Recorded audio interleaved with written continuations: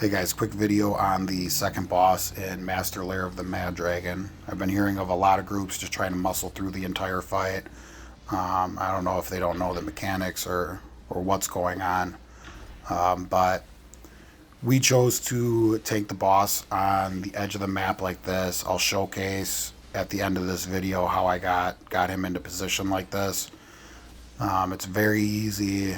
It's going to buy you some extra time to kill the summoners without damage reduction on from the warlocks. So every 15% of the boss's health until he gets down to 50%, he's going to spawn in one warlock and one summoner.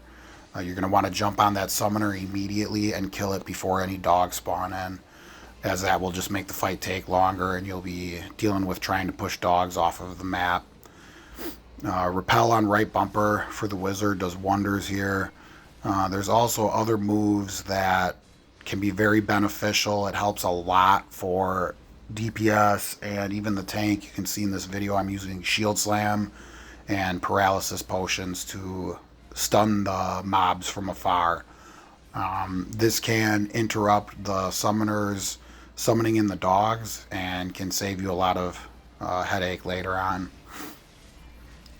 So from 100% health down to 50% health, the things that are going to happen is at 95% you'll get your first wave of adds. It'll be one warlock, one summoner. That'll happen again at 80%, 65%, and ideally 50% health. I'll get into that in a minute. At 80% health, you'll also get the fire that starts happening that is only when there is a target far enough away from the boss for him to use that ability. So as long as you use melee companions, even though they said they fixed it, as long as you use melee companions and everybody stays close, you'll never have to worry about the fire. In the event that somebody does get the fire on them, it should not be on the healer to cleanse you. It should be on you, if you're close enough to that red circle, that you use your stamina immediately as soon as you see it. I don't care if you're in the middle of a rotation, you're throwing an at-will, whatever. You immediately use your stamina, click in your left stick, and teleport out of the, whatever you got to get out of it. That will automatically cleanse the fire off of you. That's the safest way to get it off, the safest way to survive, because sometimes those red circles one-shot people. And then from 50% health on, there will 50% health to 20% health. You'll start getting adds every 10% of health.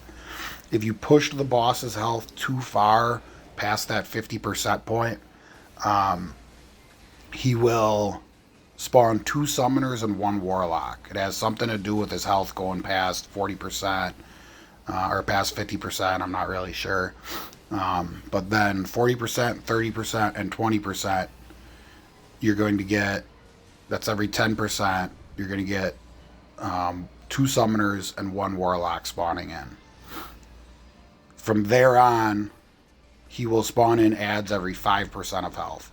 So it's crucial at the end of the fight here that you control his health. Everybody should be on single target. Everybody should be, focused on killing the summoners and the warlocks before proceeding every time. Because the more warlocks that are up, the less damage everything takes, and it makes the fight very difficult. So as you can see here, we're going to come back in. We're going to drop. Now there would technically be one more spawn of adds that would come in. They come in right now, but you just muscle through it and you kill the boss. That's your best way to avoid that last 5%. It gets messy. And then here's a quick little video of how I get him into that position. You bring him over here and you just wait for the red, and then you'll go stand in position, and that will be it. Thanks for watching, guys. If you have any questions, feel free to message me.